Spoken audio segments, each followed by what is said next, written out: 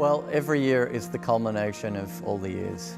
This one in particular is an important year because at last we get to play a Brahms symphony, which is something we've been trying to do for years. As they say, Brahms' first symphony is Beethoven's 10th. We've chosen, in a curatorial sense, certain works that you'd never try at home. I have been a subscriber, I think, for about 10 years, and my first experience was quite by accident, and it was a visceral experience. It was incredible. I'll never forget it. They were poets, I thought, like kingfishers. They just catch fire. They're transformative. They take music and make you listen to it and make you see things and feel things in it that, whether it's Beethoven or Mozart, you just hear it and you experience it in a way that's unforgettable. Well, Schubert's Rondo Brillante is a very exciting virtuoso piece, originally for violin and piano. He really tries to say a lot of things in one piece. How many notes he manages to put in is quite remarkable, and it's very joyous. It feels like it's perpetuum mobile that goes on and doesn't, and then he just decides to stop it at some point. I often get asked, why would you come to Australia as a violinist and so on, and I never get tired of telling to people that the ACO is actually regarded as one of the finest ensembles in the world. Brahms was an interesting individual. He had a legacy he felt he needed to continue from Beethoven. He says it took 20 years, but it took about 15 to 20 years to write his first symphony. I've always been passionate about the idea of getting a small group of people, something more like the size of Brahms's orchestra, and playing it with that balance. You know, the winds and strings are all works much better.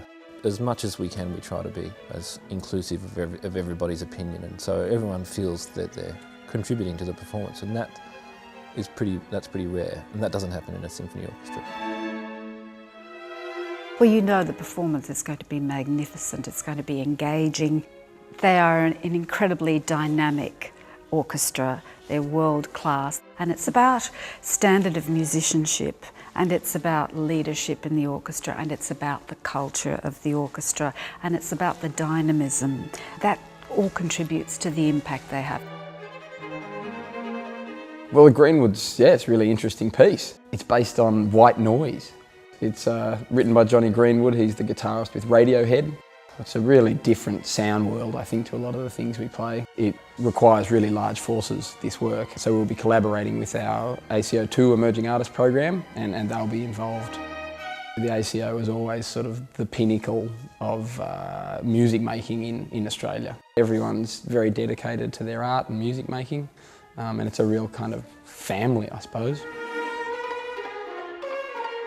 There's something about the spirit of the orchestra and the way that works from quite diverse periods are put together in the one program, and they're made synchronous. And that's something that's very unique in the orchestra. The diversity of the repertoire, I think, is incredibly attractive. As an audience, we've reaped the benefits of hearing some just incredible new music. Well, the Janacek Kreutzer Sonata explores some pretty revolting human characteristics and emotions, and so you have to dig pretty deep to come up with that. The Beethoven is awkward from a technical point of view because it's a transcription of the piano part, which of course doesn't fit very nicely on the violin, so it's taken us a long time to put that together. But it seems to work. Most violinists, I'd say, would have played the violin part. It's a pretty staple part of the repertoire, so it's great to actually play one of the other parts and get to really intimately know the piece from the other side. Bach and Beyond concert's fantastic, with some wonderful singers like Sarah McIver and Fiona Campbell. We're doing 3 different Bach works. There's a motet, there's a cantata and a mass. It's good to move from the instrumental Bach into the choral Bach. The choral Bach is really some of the world's most amazing music. We're doing such a variety of music in a way that's always reassessing what it is about the music that is important, that is beautiful, that is amazing.